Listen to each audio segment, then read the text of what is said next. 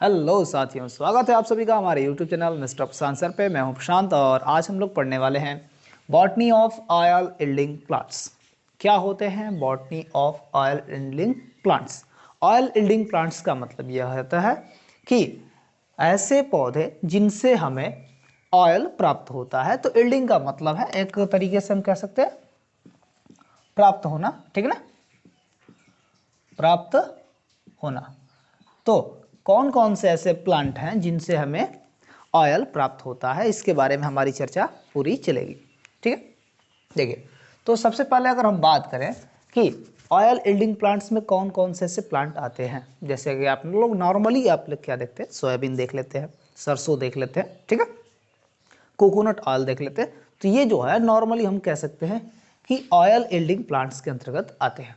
ठीक है, तो सबसे पहले आज हम बात करेंगे सिर्फ मस्टर्ड के बारे में, यानी कि सरसों के बारे में आज हमारी बात होगी। मस्टर्ड, जिसको हम कहते हैं सरसों, सरसों। ठीक है, क्या होता है भाई, देहाती भाषा में इसको हम सरसों कहते हैं। लेकिन अब देखिए, मस्टर्ड के बारे में क्या क्या बातें हमें जाननी है। सबसे पहली चीज़ हम जानने का प्रयास करते हैं, बॉटेनिकल नेम।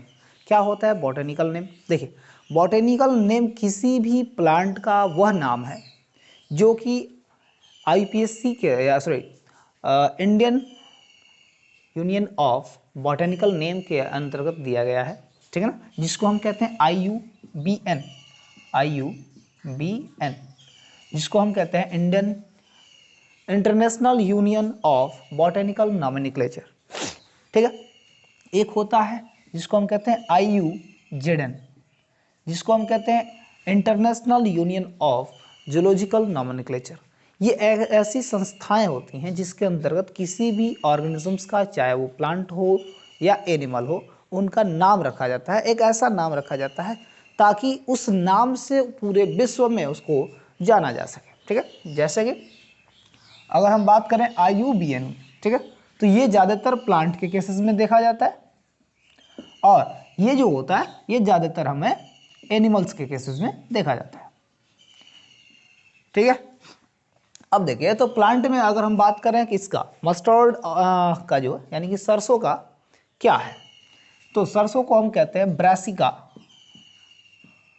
Brassica campestris.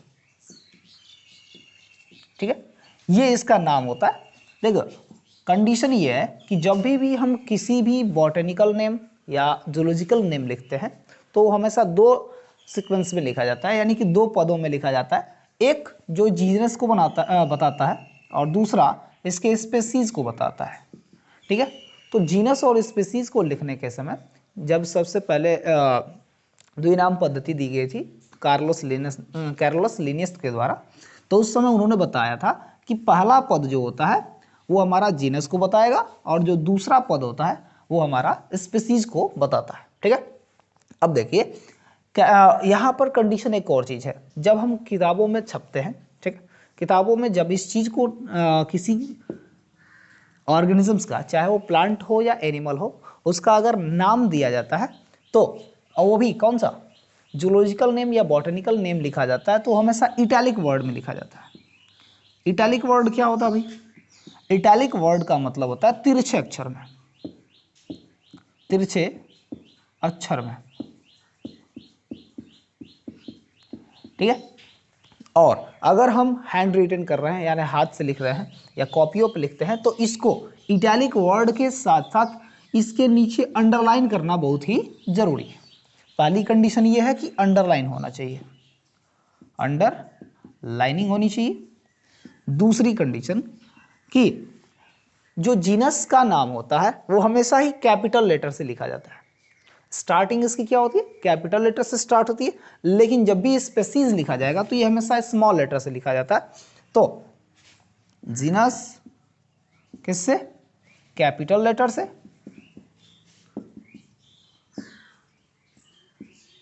और स्पेसीज जो होती है वो हमारी स्मॉल लेटर से स्टार्ट होती है, और ये हमेशा तिरछे अक्षरों में लिखी जाती है। तो ये कंडीशन है कि IUBN और IUZN के अंतर्गत आता है। ठीक है, अब देखिए अगर हम बात करें तो ये क्या है, ब्रासिका कंपेस्ट्रिस, ये इसका नाम है। ये क्या है, कौन सा नेम है, तो international union of botanical nomenclature के अंतर्गत इसका नाम रखा गया है। अगर हम आयुजेडन की बात करें, जैसे मानव के ही ले लीजिए, यानी कि ह्यूमंस जो है, इसमें क्या कंडीशन है, तो आयुजेडन के अंतर्गत इसका नाम रखा जाता है इंटरनेशनल ह्यूमन को हम कहते हैं होमोसेपियंस, होमोसेपियंस। तो होमोसेपियंस जो है इसका क्या है, जूलॉजिकल नेम है, ठीक है, किसका, मानव का। ठीक उसी प्रकार सरसों का जो बॉटनिकल नेम है वो है ब्रासिका कंपेस्ट्रिस। अच्छा, एक और शब्द आता है जिसको हम कहते हैं वर्नाकुलर नेम। क्या कहते हैं, वर्नाकुलर नेम। क्या होता है भाई वर्नाकुलर नेम, देखिए वर्नाकुलर नेम का मतलब होता है देहाती नाम, या कह सकते हैं क्षेत्रीय नाम कह सकते हैं, ठीक है। देखिए इसके अंतर्गत क्या होता है कि किसी भी प्लांट का जो, या किसी भी एनिमल का वह नाम जहाँ जो वहाँ पर, यानी कि जिस क्षेत्र में वो पाया जा रहा है वहाँ पर जिस नाम से उसे बुलाया जाता है वो उसका क्या कहलाता है, वर्नाकुलर नेम कहलाता है, ठीक है। तो वर्नाकुलर नेम अलग अलग जगहों पर अलग अलग हो सकते हैं। जैसे कि अगर हम बात करें तो सरसों को सरसों ही कहा जाता है, ज्यादातर इसको सरसों सरसों कहा जाता है। ये क्या है, इसका वर्नाकुलर नेम के अंतर्गत आता है। कुछ ऐसे जगह हैं जहां पर इसको हम तोरई भी कहते हैं या तोरिया भी कहते हैं, ठीक है। कुछ ऐसे जगह हैं जहां पर इसको डाइकोटोमा, ठीक है, डाइकोटोमा भी कहते हैं।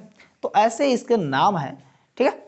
ये जो है इसके वर्नाकुलर नेम है। तो वर्नाकुलर नेम में और इसके बॉटनिकल नेम में थोड़ा सा अंतर होता है। बॉटनिकल नेम क्या होता है कि इंटरनेशनली सिस्टम पे, यानी कि कहीं पर भी अगर हम ब्रासिका कंपेस्ट्रिस का नाम लेते हैं इंटरनेशनली तौर पे, अगर हम बात करें चाहे अमेरिका हो, चाइना हो, जापान हो, किसी भी देश में अगर हम ब्रासिका कंपेस्ट्रिस नाम बताते हैं तो वो तुरंत क्या समझ जाते हैं कि ये जो सरसों की बात हो रही है। लेकिन अगर हम वहाँ पे जाके बोलेंगे सरसों तो वहाँ के क्षेत्रीय नाम के अंतर्गत वो मैच नहीं खाता है, जिसकी वजह से उसके बारे में जानकारी और अधिक हमको नहीं मिल पाती है।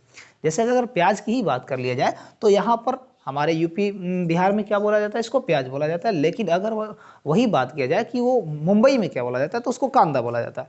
तो ये है इसके क्षेत्रीय नाम में अंतर, ठीक है।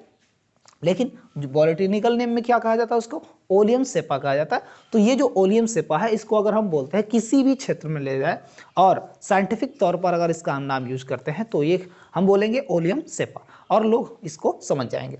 तो ये क्या होता है, किसी भी प्लांट या एनिमल के नॉमेनक्लेचर के संबंधित है, ठीक है।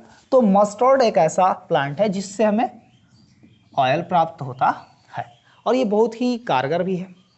अगर हम बात करें तो इसकी जो लंबाई होती है, लेंथ क्या उतनी होती है, तो इसकी लेंथ जो होती है लगभग 1 मीटर के करीब होती है। और कभी कभी ऐसा होता है, कुछ ऐसे क्षेत्र होते हैं जहां पर इसकी लंबाई 1 मीटर से भी ऊपर होती है। तो द लेंथ ऑफ, अगर हम लेंथ की बात करें तो लेंथ इसकी लगभग 1 मीटर के करीब है, 1 मीटर और मोर, या उससे ज़्यादा भी हो सकती है। ये इसका क्या है, ठीक है, ये इसकी लेंथ है। देखिए ये टॉल होता है, यानी कि लंबा होता है, ठीक है, मजबूत भी होता है, थोड़ा सा काष्ठीय भी कह सकते हैं। काष्ठीय का मतलब कहने का उड़ी टाइप का, यानी कि जो बहुत ही ज़्यादा मजबूत नहीं होता है, लेकिन कुछ इसकी स्टेम जो होती है थोड़ा सा मजबूत देखने को हमें मिलती है। अब देखिए इसके अंदर से पंजेंट जूस निकलता है। कौन सा, पंजेंट जूस निकलता है। पंजेंट का मतलब होता है थोड़ा सा चिपचिपा कह सकते हैं एक तरीके से, ठीक है। अब बात करते हैं थोड़ा सा लीफ की। ये तो इसको स्टेम की लंबाई, स्टेम की लंबाई। लीफ की बात करें, लीफ कैसी होती है, लीफ आप लोग देखे होंगे थोड़ा सा लंबी होती है। इसकी लीफ जो होती है 10 to 15 सेंटीमीटर के करीब लंबी होती है, 10 to 15 सेंटीमीटर, ठीक है, लेंथ में होती है।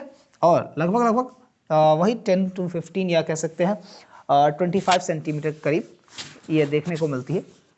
कभी कभी बहुत ऐसे प्लांट हैं, देखिए 2 कंडीशन में मस्टर्ड हमको देखने को मिलते हैं, एक होते हैं देहाती, एक होते हैं आर्टिफिशियल। तो जो अपने आप निकल के आते हैं, ठीक है। कुछ ऐसे क्षेत्र होते हैं जहाँ पर सरसों कुछ अपने आप, मौसम जैसे ही बदलता है सरसों अपने आप आते हैं, तो उनके लेंथ में और जो हम शो करते हैं यानी कि बोते हैं उसके लेंथ में, दोनों की लेंथ में क्या होता है, अंतर देखने को हमें मिलता है। तो ये कंडीशन हो जाती है किसके अंतर्गत, लीफ के अंतर्गत। लीफ के अंतर्गत हमको ये चीज़ें देखने को मिलती है और उसके स्टेम के लंबाई के ऊपर भी हमको ये चीज़ें देखने को मिलती हैं। ठीक है, अगर हम बात करें तो इसका जो फ्रंट वाला हिस्सा होता है, देखिए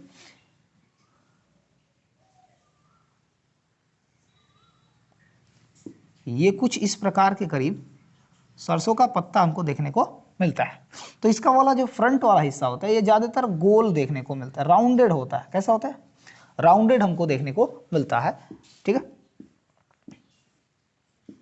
पत्तियों की कंडीशन है जो कि आप समझ सकते हैं कि लीफ का कंडीशन क्या होती है। सरसों का पौधा आप लोगों ने बहुत ही कॉमन भाषा में देखा होगा, या कह सकते हैं कि सभी लोग बोते हैं।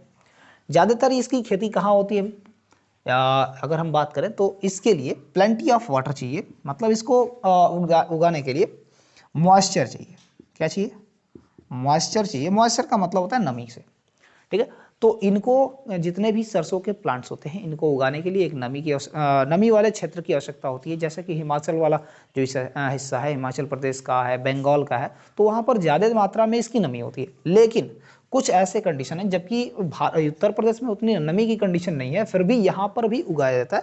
तो ये कहाँ उगाया जाता है, तो ज़्यादातर ये हो गया मॉइस्ट कंडीशन में, और इन उत्तर प्रदेश इसको हम उगाते हैं इरिगेटेड फील्ड के अंतर्गत। इरिगेटेड फील्ड के अंतर्गत। अब क्या होता है भाई इरिगेटेड फील्ड, इसके बारे में थोड़ा सा हम बात कर लेते हैं। तो इरिगेटेड फील्ड का मतलब सिंचाई वाले जो खेत होते हैं, यानी कि जिनमें बार बार सिंचाइयाँ होती रहती हैं, अगर ठीक है, तो वहाँ पर ज़्यादातर सरसों को प्लांट्स को उगाया जाता है और अच्छे मात्रा में इसको देखने को मिलता है। अब देखिए कंडीशन अगर हम बात करें इसके किसकी, हाँ इसके इन्फ्लोरेसेंस की बात करें। इन्फ्लोरेसेंस का मतलब क्या कह सकते हैं कि इसका जो फूल का कंडीशन है, ठीक है ना, फ्लावर की जो कंडीशन होती है वो कैसी होती है, देखने को कैसे मिलता है। तो इन्फ्लोरेसेंस में हम क्या देखते हैं कि सेपल्स की कंडीशन, पेटल्स की कंडीशन, स्टेम की और ओवेरी की, यानी कि इन सब की कंडीशन देखते हैं। अब आखिर में ये बात करें कि ये क्या होते हैं, सेपल्स क्या होते हैं, पेटल्स क्या होते हैं और ये स्टेमन क्या होते हैं और ओवेरी क्या होती है। तो देखिए किसी भी किसी भी प्लांट का एक हिस्सा होता है जिसको हम कहते हैं फ्लावर। फ्लावर क्या है, किसी भी प्लांट का ऐसा कह सकते हैं सेक्सुअल ऑर्गन कह सकते हैं, जहाँ पर उससे संबंधित यानी कि उसकी जो जनन की प्रक्रिया है वो संपन्न होती है। तो एक प्रकार से एक लुभावना लैंगिक अंग कह सकते हैं, जिस यहाँ पर पूरा उसके नेक्स्ट जनरेशन की प्लानिंग होती है। ठीक है, तो स्टेमन क्या सॉरी सेपल्स क्या है और पेटल्स क्या है। सबसे पहले ये बात, सेपल्स और पेटल्स दो चीजें होती हैं जिनको हम अंग्रेजी में क्या कहते हैं, अंग्रेजी में ही एक और नाम से जानते हैं,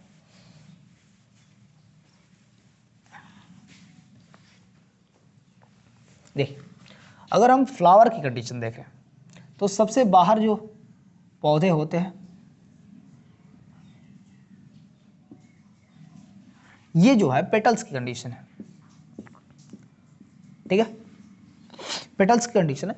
पेटल्स क्या होते हैं, सेपल्स सबसे बाहर होते हैं। किसी भी फूल का वह बाहर वाला हिस्सा जो कि ग्रीनिश दिखाई पड़ता है और पूरे उसके पंखुड़ियों को ढकने का काम करता है। ठीक है, जिसको हम हिंदी में कहते हैं बाह्य दल। बाह्य दल का काम होता है कि किसी भी फ्लावर के यानी कि फूल के सबसे बाहर होता है और वो हरा हरा दिखाई पड़ता है यानी कि ग्रीनिश होता है, और ये उसको आउटर मोस्ट कवरिंग का प्रदान करता है। ठीक है, और उसके अंदर यानी कि सेपल्स के ठीक बाद का हिस्सा जो होता है वो होता है पेटल्स का। अब पेटल्स का काम क्या होता है कि पेटल वह हिस्सा होता है जिसको हम कहते हैं पंखुड़ी। क्या कहते हैं, पंखुड़ी कहते हैं। और पंखुड़ियों का काम होता है ये रंग बिरंगी हो सकती है। अब देखिए पेटल्स कैसे होते हैं, पेटल्स हमको रंग बिरंगी देखते हैं, कलरफुल। कलरफुल करने का मतलब देखिए प्लांट मस्टर्ड की कंडीशन में जितने भी पेटल्स होते हैं वो एलोइस होते हैं। ठीक है, कितना होता है, कैसे होते हैं, एलोइस होते हैं यानी कि पीले होते हैं। लेकिन अगर रोजेस की बात कर लिया जाए तो रोज में कई कंडीशन है, कुछ वाइट भी हैं, कुछ रेड भी हैं, कुछ ब्लैक भी हैं, कुछ येलो भी हैं। तो ऐसे करके अलग अलग प्लांट्स के अंतर्गत अलग अलग हमको पेटल्स की कंडीशन देखने को मिलती है। तो ये होते हैं कलरफुल। अब ये कलरफुल होते हैं तो सिर्फ हमारे लिए थोड़ा होता है।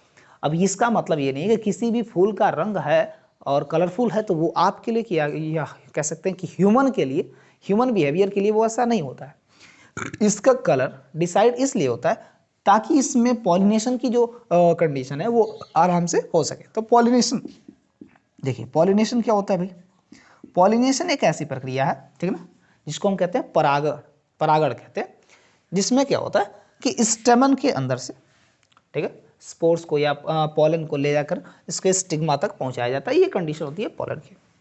अब देखिए, तो आपने क्या समझ लिया, सेपल्स और पेटल्स। सेपल्स क्या होते हैं, जो बाह्य दल कहते हैं, और पेटल्स क्या होते हैं, जिसको हम दल कहते हैं, ठीक है। तीसरा होता है स्टेमन, जिसको हम पुमंग कह सकते हैं या पुंकेसर कह सकते हैं। आराम से आप समझ सकते हैं कि ये मेल पार्ट होता है। ये क्या होता है, मेल पार्ट होता है, ठीक है। और जो ओवरी होती है ये फीमेल पार्ट होती है, फीमेल पार्ट। तो क्या चाहिए भाई, सेक्सुअल रिप्रोडक्शन के लिए दो चीजें आवश्यकता होती है, एक होता है मेल का और एक होता है फीमेल का। अब देखिए दो कंडीशन है, या तो ये मेल और फीमेल दोनों पार्ट्स एक साथ एक फ्लावर के अंदर मौजूद हो, ठीक है, या तो ये दोनों अलग अलग प्लांट पर या अलग अलग फूलों पर पाए जाए। तो दो कंडीशन ये होती है। तो जो अगर हमारे मेल एंड फीमेल पार्ट अगर एक साथ एक फ्लावर के अंतर्गत पाए जाते हैं तो इसको हम कहते हैं बाइसेक्सुअल फ्लावर या बाइसेक्सुअल प्लांट कह सकते हैं। बाइसेक्सुअल का मतलब ये हो गया। और अगर सिर्फ एक ही पाया जा रहा है, यानी कि एक फूल में, यानी कि ऐसा फूल या ऐसा फ्लावर जिसके अंतर्गत इन दोनों में से या तो मेल पाया जाए या तो फीमेल पाया जाता है, इसको हम कहते हैं यूनिसेक्सुअल। क्या कहते हैं, यूनिसेक्सुअल कहते हैं। यानी कि एक लिंगी और द्विलिंगी आप लोगों ने हिंदी भाषा में सुना होगा, बहुत ही आसानी भाषा में आपको इसको समझ सकते हैं। चलिए, तो स्टेमन और ओवरी ये दोनों एक साथ इसके अंतर्गत पाए जाते हैं और इनमें परागण की क्रिया आसानी से हो सकती है, कोई दिक्कत नहीं होती। इसमें ज़्यादातर एयर पॉलिनेशन हो जाता है, एयर पॉलिनेशन देखने को मिल जाता है, और साथ में इंसेक्ट पॉलिनेशन। इंसेक्ट का पॉलिनेशन का मतलब क्या होता है, देखिए पॉलिनेशन करने के वो तरीके जो होते हैं, यानी कि पॉलिनेशन होने के जो है तरीके अलग अलग होते हैं। एक जिसको हम कह सकते हैं फैक्टर के थ्रू, इसमें एयर हो सकता है, वाटर हो सकता है, इंसेक्ट हो सकते हैं, ह्यूमंस हो सकते हैं, एनिमल्स हो सकते हैं, कह सकते हैं। ये जो है पॉलिनेशन करने के तरीके होते हैं। इंसेक्ट में क्या होता है, छोटे छोटे इंसेक्ट आते हैं इसमें नेक्टर के कंडीशन में, और नेक्टर के कंडीशन में आते हैं तो इनके शरीर से कुछ इसमें स्टेमन के जो पॉलन होते हैं वो चिपक जाते हैं और एक फ्लावर से दूसरे फ्लावर तक ये जाते हैं और इनका पॉलिनेशन की क्रिया होती है। तो ये होता है पॉलिनेशन। तो ये पूरा हमारा एक मस्टर्ड ऑयल मस्टर्ड था। अगर हम बात करें इसके डिफरेंट और टाइप्स क्या क्या हो सकते हैं,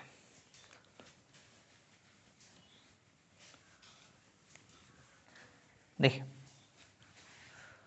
मस्टर्ड की अगर बात किया जाए तो इसके डिफरेंट वेराइटीज़ भी आती हैं, अलग अलग वेराइटीज़ हैं, जिसको हम क्या कह सकते हैं। एक है ब्रासिका जुनेसिया जंसिया, ब्रासिका जंसिया, ठीक है, ये अलग स्पेसीज है। ब्रासिका कंपेस्ट्रिस है और ब्रासिका जंसिया है, इसको हम अलग, ये भी अलग अलग प्रकार के देखने को हमें मिलते हैं। देखिए अभी हम बात करते हैं थोड़ा सा और इनको उगाने के लिए क्या क्या चाहिए। अभी हमने बात कर रहे थे तो हमने इरिगेटेड फील्ड की बात करी। इरिगेटेड फील्ड में देखिए कभी कभी इसके प्रोडक्शन को बढ़ाने के लिए, क्या करने के लिए, प्रोडक्शन को बढ़ाने के लिए हम इसमें क्या ले लेते हैं, मैन्योर यानी कि खादों का प्रयोग कर लेते हैं। मैन्योर यानी खाद का प्रयोग करते हैं। अब खाद का प्रयोग कब करते हैं भाई, ज़्यादातर कंडीशन में अगर हम बात करें 15 kg पर एकड़ के करीब हम करते हैं, 15 kg पर एकड़। और हमें अगर हम खाद की प्रयोग क्यों करते हैं, तो हाई यील्डिंग ऑफ क्रॉप्स, यानी कि अगर हमें अधिक मात्रा में पैदावार बढ़ानी है तो उसके कंडीशन के लिए हम क्या करते हैं, खादों का प्रयोग कर लेते हैं। नहीं तो नॉर्मली इसको खाद की आवश्यकता नहीं होती है, ये प्रोडक्शन इसका बढ़िया होता है। अगर हम बात करें कि कितना होता है, यानी कि प्रोडक्शन कितना आता है, कि एक मस्टर्ड प्लांट